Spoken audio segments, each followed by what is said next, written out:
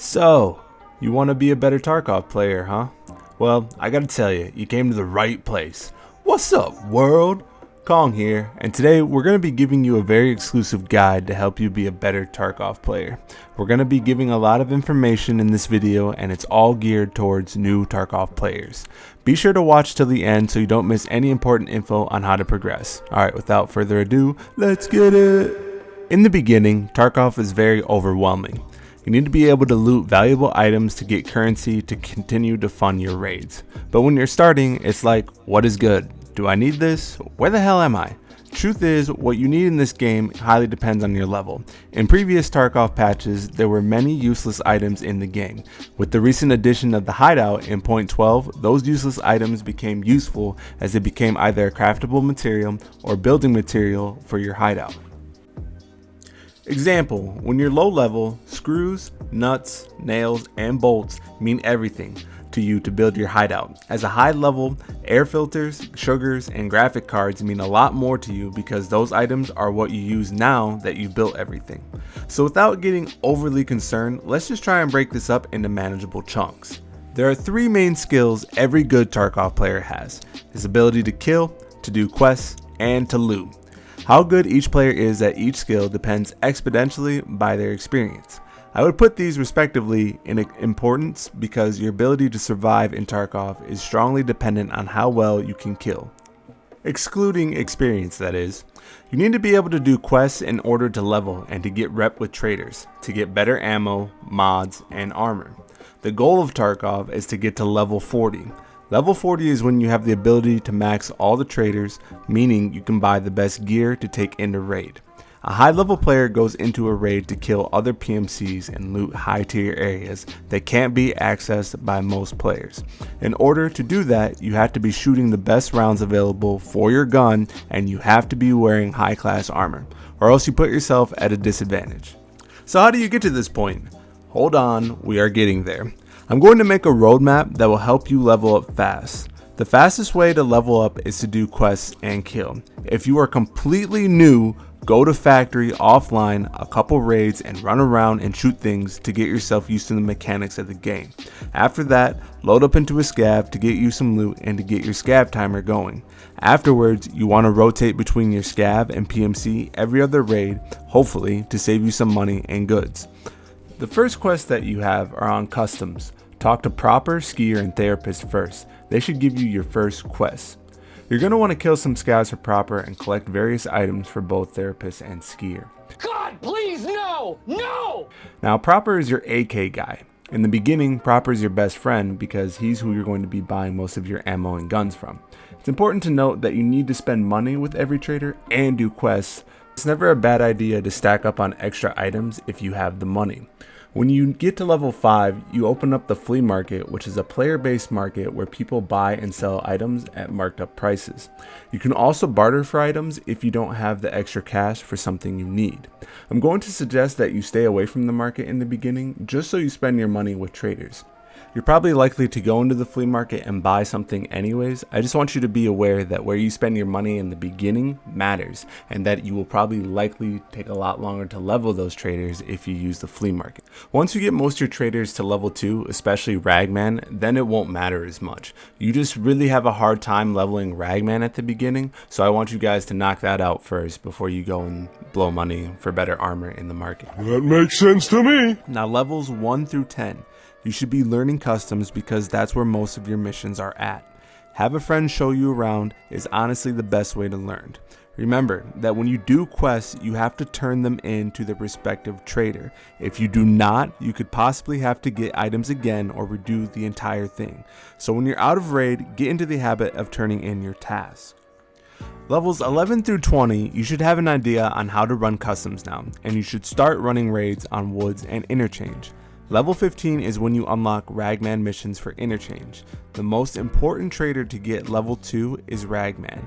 He's who you get armor and rigs from. Level 2 is when you can buy decent gear. Level 1, you can't buy really anything. I have Interchange looting guides that I'll be linking in the description and on screen. These guides will help you find valuable loot items to help you progress your hideout and sell for cash. Now here are some helpful tips that'll help you progress through levels 11 through 20. You have to do about 4 or 5 mechanic quests to open up Jaeger. Just do the signal jammers and the gunsmith quests and it should open up shortly after. To open up Peacekeeper, you have to complete A Friend from the West Part 1.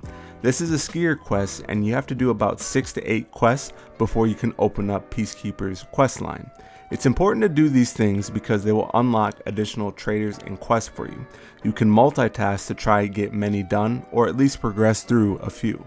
Levels 21 through 30, you should be grinding your skier and Peacekeeper missions. Peacekeeper sells all American made parts and weapons. You can remember this because you can trade ruples to him for cash. Many players use M4s, HKs, and M1As, and this is the trader that you buy those weapons from. He also sells all the good ammo for those guns, and most other traders don't have any of the good ammo types for those guns. You can max Peacekeeper to level 4 when you are level 29. And unlock decent ammo types when you get Peacekeeper to level 3. Skier is the guy for all your weapon parts. Most bang for your buck when selling guns, disassemble them and sell all the weapon parts to Skier, and the rest of the weapon to Mechanic. These two give you the best prices when selling guns and parts. It's important to max Skier because you need better mods for your guns, especially when using large millimeter ammo types like 7.6239 and 7.6251, which is for your AKMs and FALs. Higher recoil guns require better mods to handle the spray of the weapon. Now, Mechanic and Peacekeeper have a bunch of quests on Shoreline to do at this time, so you really want to get friendly with this map. Killing scavs and exploring Shoreline are basically going to be the first few quests from both of those traders. Now, when you get Jaeger as well, you'll have quests for pretty much any map. You'll have to do things like stay dehydrated for 5 minutes, scavs with the Mosin from 50 meters away, no scope by the way. Some really lame stuff, but in the end, it's worth it for Jaeger because he has some really good trade items that you unlock once you get him to levels 2 and 3. Now, when you finally get to levels 30 through 40, you're probably going to be sick and tired of doing quests. Happens to everyone, and it's okay. Even if it falls off before then, what you probably have been doing is just going to your favorite maps and just running around and killing things. That's great. That is what you should be doing now, is trying to get better at the game from a gunpoint perspective, just killing things, because that's going to be the #1 way that you're going to get the best loot. But what keeps you motivated is that through the mid-30s, you can finally level some other traders to max, like Therapist, Skier, and Proper. Ragman and Mechanic, you have to get to level 40 to get them maxed out. And again, you might be thinking, like, why does it matter though? Oh my God, who the hell cares? Like, I can just buy all of this stuff on the flea market. And that's true. But what happens is that some ammo types are actually locked behind quests. So to buy those at the cheapest rate possible, it's going to be from the trader. If you try and buy it off the flea market, you're literally going to be paying triple, if not quadruple the price sometimes for some of those better bullets. Right now, with the way that the game is set up, is that there's a huge influx of players and basically not enough supplies to meet the demands of all players. So everything gets bought out quickly and sold on the market even quicker because people are trying to flip ammo and the best weapon mods because they sell for an insanely high price because everyone wants them. So you keep grinding, you keep knocking out quests, you slowly feel yourself getting better at Tarkov, and finally you are level 40. You're the apex predator, you kill everything, and you have millions of ruples on hand. Right? Wrong! When you finally reach level 40 on your first wipe, guess what? Congratulations, you have now completed your training for Tarkov. Look at us. Hey, look at us. Look at us. Huh? Who would have thought? Not me. But the important thing is to realize that you won't be any good at this game for a while. And it's okay, because I'll take all your loot. Thank you. Kidding, but really, it's gonna happen all the time. The only way you learn is by dying and learning from your mistakes. So you might be thinking to yourself, okay, so what did I learn then? Well, truth is, what you learned is how to level up in Tarkov. And honestly, that's a great start. Now, you just need to work on the things that are obvious to you, like building better guns, learning how to take firefights, and learning where the stash spots are at on each map. The stash spots are hidden, and when you find them, they usually have some pretty valuable items on them. Each map has stash spots located variously, and it's important to know these because these will be the fastest way for you to pick up valuable loot without really scurrying and figuring out an entire map.